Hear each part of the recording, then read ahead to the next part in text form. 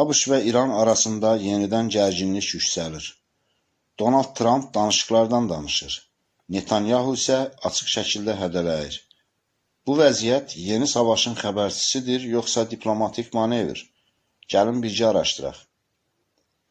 Amerika Birləşmiş Ştatlarının prezidenti Donald Trump şənbə günü ABŞ və İran arasında mümkün nüvə razılaşması ilə bağlı birbaşa danışıqların aparılacağını açıqlayıb.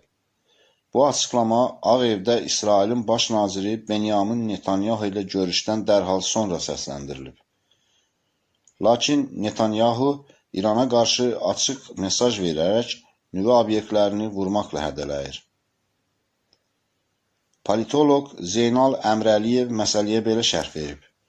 ABŞ prezidenti Trump görünür İrana hərbi müdaxiləyə maraqlı deyil. Bunun bir neçə səbəbi var. Birincisi, Trump seçki kampaniyasında